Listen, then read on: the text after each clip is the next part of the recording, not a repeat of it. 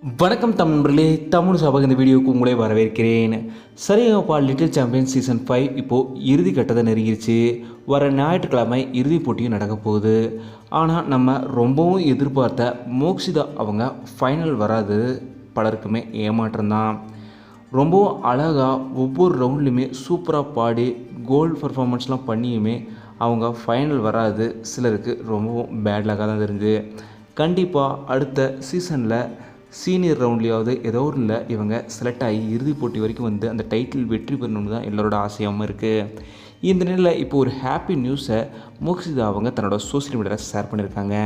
அது வேறு ஒன்றும் இல்லை, தேனிசை தென்றல் தேவா அவர்களை கோயிலில் மீட் பண்ணியிருக்காங்க. நம்ம மோக்ஷிதா அவங்க சர்ப்ரைஸாக மீட் பண்ண தேவா அவர்களை பார்த்து ஆசீர்வாதம் வாங்கியிருக்காங்க நம்ம மோக்ஷிதா அவங்க. தேவா அவர்களும் உங்களுக்கு ஒரு மிகப்பெரிய ஃப்யூச்சர் இருக்குது, வாழ்த்துக்கள்னு சொல்லியிருக்காங்க. அந்த புகைப்படத்தை மோக்ஷிதா அவங்க இப்போ ரீசெண்டாக ஷேர் பண்ணியிருக்காங்க. அந்த புகைப்படம் தான் இது. இதே போல் மோக்ஷிதா அவங்க குரு நந்தினி அவங்களோட எடுத்துக்கிட்ட புகைப்படத்தை ஷேர் பண்ணி, நான் ஸ்டெப் பை ஸ்டெப்பாக இவ்வளோ தூரம் இறுதிப் போட்டி கிட்ட வரைக்கும் வந்ததுக்கு முக்கியமான காரணம் நந்தினி மேம் தான். அவங்க தான் எனக்கு ஸ்டெப் பை ஸ்டெப்பாக எப்படி பாடணும்னு சொல்லி கொடுத்தாங்க. அவங்க சொல்லி கொடுத்ததுக்கு ஏற்ற மாதிரி தான் நான் பாடினேன்.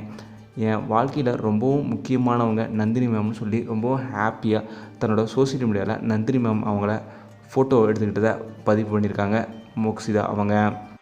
உண்மையிலுமே ஒரு பெஸ்ட்டு பர்ஃபார்மர்னால் அது மோக்ஷிதா அவங்கன்னு சொல்லலாம். அந்தளவுக்கு ரொம்பவும் சூப்பராக பாடுறவங்க தான் மோக்ஷிதா அவங்க. கண்டிப்பாக இறுதிப் போட்டியில் ஒரு கெஸ்ட் பர்ஃபார்மன்ஸ் வச்சு அவங்க கொடுக்கணும்.